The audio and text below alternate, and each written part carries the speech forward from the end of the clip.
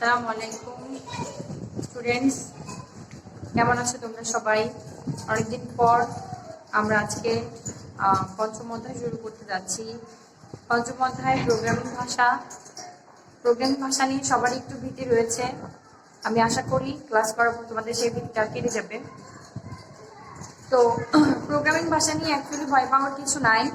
প্রথমত তোমাকে যেটা মাথায় সেট করতে হবে সেটি হচ্ছে আমি বুঝতে চেষ্টা করব, আমি বারবার করব এবং ভয় পাবো না। ওকে, প্রোগ্রামিং ভাষায় আমরা আজকে মূল যে বিষয়টি সেখানেই চলে যাব। কোনো ইতিহাস বা সারসংক্ষেপ এগুলো আমরা করবো না, এগুলো তোমাদের জন্য আমরা সেলফ স্টাডি হিসেবে রেখে দিলাম। তবে আমি প্রোগ্রামিংয়ের পাশাপাশি কয়েকটি ইম্পর্টেন্ট টপিক আলোচনা করব। তো আমি চাচ্ছি প্রোগ্রামিংটা তোমরা সরাসরি স্টার্ট করো এবং প্রোগ্রাম করার ফাঁকে ফাঁকেই আমরা প্রয়োজনীয় টুকটাক জিনিসগুলো শিখবো। ঠিক আছে, এখানে প্রতিটি টপিকই খুবই ইম্পর্টেন্ট এবং আমি তোমাদেরকে সাজেস্ট করবো যে ভিডিওটা তোমরা রিপ্লে করে দেখবে।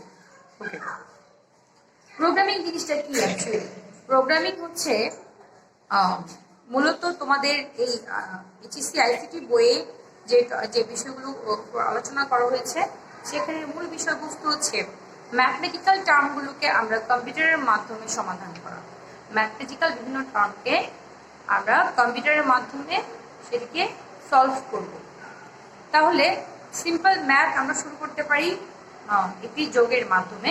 তোমাদের বইয়ে এবং প্র্যাকটিক্যাল ক্ষেত্রেও প্রোগ্রামিংয়ে যে প্রথম সমস্যাটি নিয়ে আলোচনা করা হয়েছে সেটি হচ্ছে দুটি সংখ্যার যোগফল নির্ণয় এবং পরবর্তীতে হচ্ছে সেই যোগফল থেকে অ্যাভারেজ নির্ণয়, তিনটি সংখ্যার গড় নির্ণয়। তাহলে আজকে আমরা আলোচনা করব সেটি হচ্ছে দুটি সংখ্যার যোগফল নির্ণয়। এই সমস্যাটিকে আমরা প্রোগ্রামিং এর মাধ্যমে করব। আমি ক্লাসের পাশাপাশি তোমাদেরকে প্র্যাকটিক্যালি ল্যাপটপে সরাসরি প্রোগ্রাম রান করিয়ে দেখাবো, যাতে তোমাদের প্র্যাকটিক্যাল জ্ঞানটাও যাতে মানে ভালোভাবে তোমরা বুঝতে পারো কি, কারণ বইয়ের পড়ার পাশাপাশি প্র্যাকটিক্যালটাও দেখে নিলে ভালো হয়। আচ্ছা, তাহলে এখানে তোমরা দেখতে পাচ্ছ যোগের যে সমস্যাটি সেটি আমি প্রথমে অ্যালগরিদমের মাধ্যমে দেখিয়েছি, এরপরে ফ্লোচার্টের মাধ্যমে দেখিয়েছি এবং সর্বশেষে মূল সি প্রোগ্রামটি আমি শো করেছি। কিন্তু আমাদেরকে বেসিক থেকে বুঝতে হবে।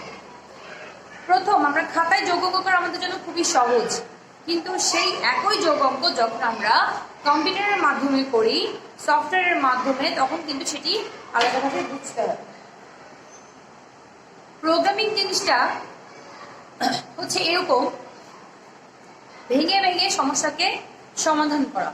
কারণ খাতায় যখন আমরা একটা যোগ অঙ্ক করি খুবই সহজ, দুটি সংখ্যা নিলাম, যোগ করে ফলাফল প্রকাশ করলাম। কিন্তু কম্পিউটারে কতটা সহজ নয়। আমরা একটা ছোট বাচ্চাকে যেভাবে বুঝাই, যে প্রথমে তাকে সংখ্যা শিখাই, তারপর তাকে যোগ শিখাই, কম্পিউটারের মাধ্যমেও কাজ করাটা ঠিক ছোট একটি বাচ্চাকে বোঝানোর মতোই, ভেঙে ভেঙে ধাপে ধাপে প্রোগ্রামটাকে শেষ করা। ওকে, আমি আবারও বলছি, প্রোগ্রামিং ভাষা নিয়ে তোমাদের মধ্যে যে ভীতি রয়েছে সেটি তোমরা বাদ দিবে। তোমরা এটি মনে রাখবে যে আমরা যদি বেসিক থেকে স্টার্ট করি এবং প্রতিটি প্রোগ্রামকে বা প্রতিটি সমস্যাকে ডিটেলস পড়ি, বারবার পড়ি, তাহলে সেক্ষেত্রে কিন্তু কঠিন যে অংশটি সেটি কিন্তু আমাদের সহজ হয়ে যাবে। মূল সমস্যা হচ্ছে আমরা প্রোগ্রামিংটাকে কঠিন করে দেখি। ঠিক আছে, এখানে কিছুই নাই। আমরা বেসিক যে ম্যাথ বা জেনারেল যে ম্যাথ আমরা করি আসছি এতদিন ধরে, সে ধরনেরই কিছু ম্যাথ সমস্যাকে কম্পিউটারের মাধ্যমে সমাধান করা। ওকে, কম্পিউটারের মূল কাজ কি? কম্পিউটারের মূল কাজ হচ্ছে সে ইনপুট নিবে, প্রসেসিং করবে, তোমাকে আউটপুট শো করবে। তাহলে এখানে তোমার হস্তক্ষেপ থাকবে ইনপুটে, প্রসেসিং এ নয়। তুমি যা ইনপুট দিবে, প্রসেসিং করার পরে তা আউটপুট সে বের করে তোমাকে জেনারেট করে দেখাবে। তাহলে আমরা প্রথমে অ্যালগরিদম থেকে শুরু করি। সি প্রোগ্রামের ক্ষেত্রে কিছু বেসিক জিনিস রয়েছে, সেগুলো আমি পরে আলোচনা করবো। আগে আমরা অ্যালগরিদমে আসি। যে কোনো সি প্রোগ্রামকে তিনটি মূল অংশে ভাগ করা হয় বা তিনটি ধাপে কাজটি শেষ করতে হয়। প্রথম হচ্ছে প্রথম হচ্ছে সমস্যাটাকে অ্যালগরিদমের মাধ্যমে লিখা, ধাপে ধাপে কোনো সমস্যাতে সমাধান করার নামই হচ্ছে অ্যালগরিদম। তাহলে এই হচ্ছে দুটি সংখ্যার যোগফলের অ্যালগরিদম। তাকে বিভিন্ন চিত্রের মাধ্যমে প্রকাশ করা, সেটি হচ্ছে ফ্লো চার্ট, যেটি হচ্ছে এটি, এবং কম্পিউটার প্রোগ্রামিং এর মাধ্যমে করা, সেটি হচ্ছে সি প্রোগ্রাম। আরেকটা কথা বলে রাখি, সেটি হচ্ছে প্রোগ্রামিং ল্যাঙ্গুয়েজ অনেকগুলোই রয়েছে, মানে কম্পিউটারের ভিতরে বিভিন্ন ধরনের প্রোগ্রামিং সফটওয়্যার ব্যবহার করে এসব প্রোগ্রামিং করা হয়ে থাকে। তোমাদের বইয়ে সি এবং সি প্লাস প্লাস নিয়ে বেশি আলোচনা রয়েছে এবং ওদের ভাষা সম্পর্কে বলা হয়েছে, তবে প্রোগ্রামিং মূলত সি দিয়ে করা হচ্ছে, মানে মেইন বইয়ে যে প্রোগ্রামগুলো রয়েছে বেশিরভাগ হচ্ছে সি ভাষা এবং সি প্লাস প্লাস দিয়ে করা। ওকে, তাহলে আমরা অ্যালগরিদম থেকে শুরু করি। বলে রাখি, প্রতিটি প্রোগ্রামেরই অ্যালগরিদম, ফ্লোচার্ট এবং কোড থাকে। এই জিনিসগুলো তোমাদের প্র্যাকটিক্যালের জন্য কিন্তু ইম্পর্টেন্ট। প্র্যাকটিক্যাল যারা এই পর্যন্ত দেখেছো তারা হয়তো খেয়াল করছো, প্রতিটি প্র্যাকটিক্যালের কিন্তু 3টি অংশ থাকে, মানে প্রতিটি সমস্যার অ্যালগরিদম থাকবে, ফ্লোচার্ট থাকবে এবং মূল কোড বা যেটি অবজেক্ট কোড সেটি থাকবে। তো প্রতিটি ক্লাসই খুব ইম্পর্টেন্ট আমাদের জন্য, কারণ এগুলো আমাদের মূল পরীক্ষার জন্য ইম্পর্টেন্ট, পাশাপাশি প্র্যাকটিক্যাল ক্লাসের জন্য ইম্পর্টেন্ট। দুটি সংখ্যা আমরা কিভাবে যোগ করি? দুটি সংখ্যা আমরা প্রথমে নেই, সাপোজ ধরো 10 এবং 15। তাহলে 10 একটি সংখ্যা, 15 একটি সংখ্যা, সেই দুটি সংখ্যাকে যোগ করে আমরা একটি ফলাফল পাই, সেটি হচ্ছে 25। এখন কম্পিউটার আমরা যেমন অঙ্কটা করার জন্য খাতা এবং কলম নেই, তার মানে আমি খাতা কলম দিয়ে সংখ্যাগুলোকে বসাবো। কম্পিউটারের ক্ষেত্রে কিন্তু খাতা কলম কিছুই নেই।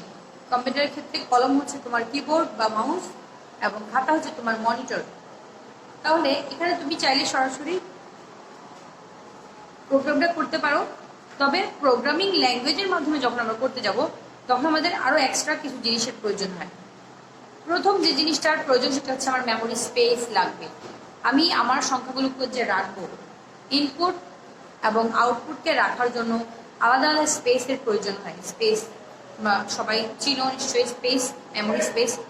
যেমন তুমি তোমার মোবাইলে ছবি রাখার জন্য, ভিডিও রাখার জন্য, তোমার মোবাইলে বিভিন্ন ডকুমেন্ট রাখার জন্য মেমোরি কার্ডের প্রয়োজন হয়, সেটি তোমার মোবাইলের হ্যান্ডসেট মেমোরি হোক অথবা আলাদা এসডি কার্ড হোক। তাহলে মেমোরির প্রয়োজন, আমাদের ডিভাইসে কোনো কাজ করতে গেলে মেমোরির প্রয়োজন হয়। তাহলে এখন তুমি যোগটা যদি কম্পিউটারের মাধ্যমে করতে যাও, সেক্ষেত্রে তোমার মেমোরির প্রয়োজন আছে। এই মেমোরিকে প্রোগ্রামিং ভাষায় বলা হয় ভেরিয়েবল। কি বলা হয়? ভেরিয়েবল। তাহলে ভেরিয়েবল মানে হচ্ছে আলাদা কিছু স্পেস, মেমোরি স্পেস, যেখানে আমি আমার কাজের ক্ষেত্রে ব্যবহৃত জিনিসগুলো রাখতে পারবো, ঠিক আছে, তাদেরকে অবস্থান করাতে পারবো। তাহলে মেমোরি স্পেস বা ভেরিয়েবল নিয়ে আমরা কাজ করতে পারবো। এই ভেরিয়েবলগুলো কিন্তু নামের ক্ষেত্রে স্বাধীন, তুমি এগুলোকে যে কোনো নামে নিতে পারো। ইংরেজি অ্যালফাবেটের যে কোনো অক্ষর দিয়ে, যে কোনো শব্দ দিয়ে তুমি এই ভেরিয়েবলগুলোকে কি করতে পারো? ডিফাইন করতে পারো। কেমন করে? তাহলে আমরা শুরু করি। এখানে প্রতিটি প্রোগ্রামের কমন যে সেন্টেন্স দুটো রয়েছে, প্রোগ্রাম শুরু করি প্রথম ধাপ এবং প্রোগ্রাম শেষ করি শেষ ধাপ। তাহলে আমাদের ধাপ 1 হবে, অ্যালগরিদমকে কিন্তু এভাবে লিখতে হবে, সেন্টেন্স ওয়াইজ, মানে ডিটেলস ব্যাখ্যা করে। ধাপ 1 প্রোগ্রাম শুরু করি। ধাপ 2 ইনপুট এ বি সি নেই। আমি যে ভ্যারিয়েবলের কথা বললাম সেটা কিন্তু এই লাইন। এখানে আমি 3টি ভ্যারিয়েবল নিয়েছি, এ বি এবং সি। এ হচ্ছে ফলাফলকে রাখার জন্য। আমার যখন যোগের কাজ হয়ে যাবে, যোগের প্রসেসিং এর কাজটা হয়ে যাবে, যখন সে একটা ফলাফল জেনারেট করবে, সেটাকে আমাকে শো করার জন্য কোথাও রাখতে হবে।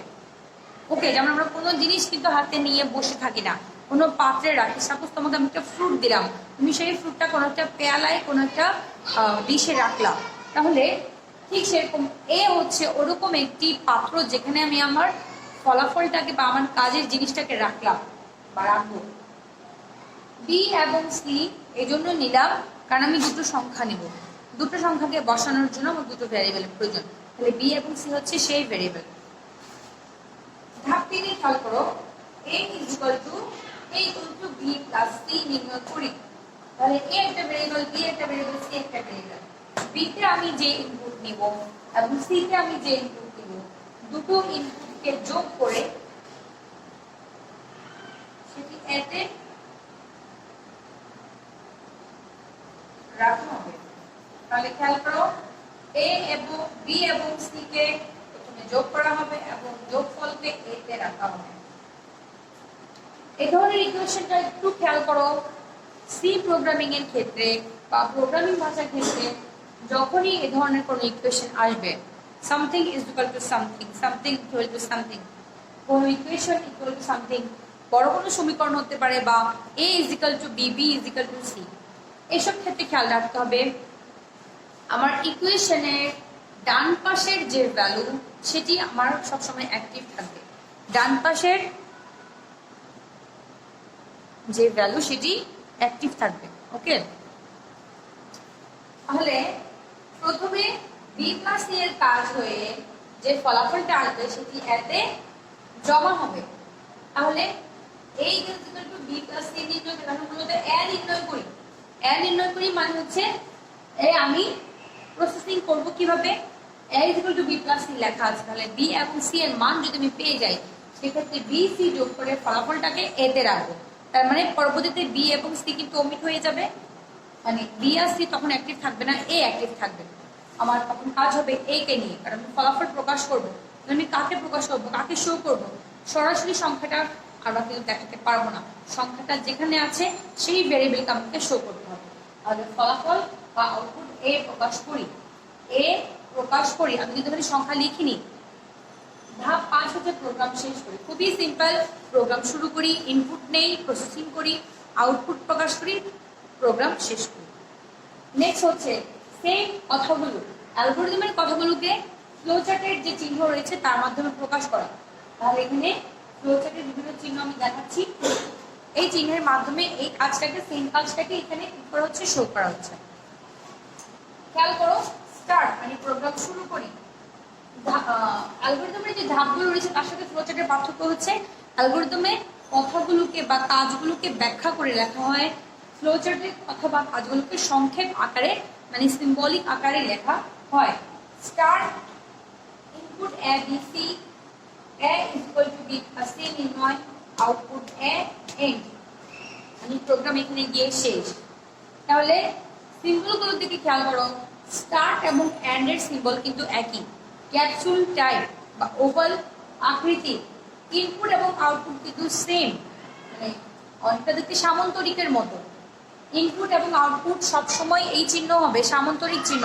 ইনপুট আউটপুট চিহ্ন কি হবে, সামন্তরিকের মতো চিহ্ন।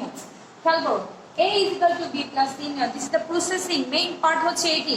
প্রসেসিং সবসময় রেক্ট্যাঙ্গল হবে, মানে আয়তক্ষেত্রের মতো হবে। a is equal to b plus c, তোমার প্রোগ্রামের বা তোমার ম্যাথমেটিক্সের মূল কাজটা কিন্তু যখন তুমি প্রোগ্রামিং এ আনবে তখন সেটি প্রসেসিং এ প্রবেশ করবে। তাহলে আমি প্রোগ্রাম স্টার্ট করলাম, ইনপুট হিসেবে a b c নিলাম, এখানে কিন্তু b এবং c এর ভ্যালু নিব এবং a এর ভ্যালু কিন্তু আউটপুট হিসেবে জেনারেট হবে। তাহলে a is equal to b plus c নির্ণয়, পরবর্তী ধাপ হচ্ছে আউটপুট a, এটা হচ্ছে ফলাফল প্রকাশ করা। ফলাফল ডিসপ্লে করার জন্য আমি এই ধাপটা ব্যবহার করলাম, দেন প্রোগ্রাম শেষ করলাম। আমার যখন আউটপুট জেনারেট হয়ে গেছে তখন কিন্তু আমার প্রোগ্রাম শেষ। এখানে আরো কিছু কথা বলে রাখি, ফ্লোচার্টের এই সিম্বলগুলো কিন্তু মুখস্থ রাখতে হবে। আমরা খেয়াল করো, স্টার্ট এবং এন্ড সিম্বল হবে ওভাল আকৃতি বা ক্যাপসুল আকৃতি, ইনপুট এবং আউটপুট হবে সামন্তরিক আকৃতি, এবং প্রসেসিং হবে রেক্ট্যাঙ্গল মানে আয়তক্ষেত্রের মতো দেখতে। ইকুয়েশন যাতে যা কিছু থাকে বা মূল কাজটা যেখানে থাকবে সেই কাজটা আয়তক্ষেত্রের ভিতরে থাকবে। তাহলে অ্যালগরিদম এবং ফ্লোচার্ট আশা করি তোমরা বুঝতে পেরেছো। এই অ্যালগরিদম যে বুঝবে তার জন্য ফ্লোচার্ট বোঝা কোনো ব্যাপার নয়। অ্যালগরিদমকে সংক্ষেপে চিহ্নের, বিভিন্ন চিহ্নের মাধ্যমে প্রকাশ করাই হচ্ছে ফ্লোচার্ট। তাহলে আমরা যে ম্যাথ নিয়ে কাজ করছি, দুটি সংখ্যার যোগফল নির্ণয়, এখানে কিন্তু সেটা কমপ্লিট হয়ে গেছে। ওকে, আমরা কিন্তু পরবর্তী ক্লাসে এই কোডটা দেখে নেব, কারণ এই কোডের আগে আমাদেরকে কিছু বেসিক জিনিস ক্লিয়ার করতে হবে। আজকের ক্লাস এই পর্যন্ত, তোমরা সবাই ভালো থাকবে, প্রোগ্রামটা দেখবে এবং ক্লাস রিপ্লে করে বোঝার চেষ্টা করবে। আমি সাধারণত অ্যালগরিদম ফ্লোচার্টে যে জিনিসগুলো প্রয়োজন সেগুলো আলোচনা করেছি। যে কোনো প্রোগ্রামকে কিন্তু এভাবে তোমাকে আগে অ্যালগরিদমের মাধ্যমে ক্লিয়ার করতে হবে, ফ্লোচার্টের মধ্যে সেটাকে বেজে নিয়ে আসতে হবে, তারপরে গিয়ে তুমি প্রোগ্রাম করতে পারবে। আমি সরাসরি প্রোগ্রামিং এর পঞ্চম অধ্যায়ে প্রোগ্রামিং শুরু করলাম। বাকি যে স্টার্টিং পড়াগুলো রয়েছে সেগুলো তোমাদেরকে আমি করার নির্দেশ দিব, এবং পাশাপাশি যেগুলো মোটামুটি আলোচনা না করলে বুঝবে না সেগুলো আমি আলোচনা করবো। তোমরা সূচনা বা ইতিহাস, প্রোগ্রামিং ভাষার ইতিহাস সেগুলো পড়ে নিবে। বিভিন্ন যে অবজেক্টিভ ওয়াইজ অবজেক্টিভ টাইপ যে পড়াগুলো সেগুলো তোমরা পড়ে নিবে। ওকে, ধন্যবাদ সবাই।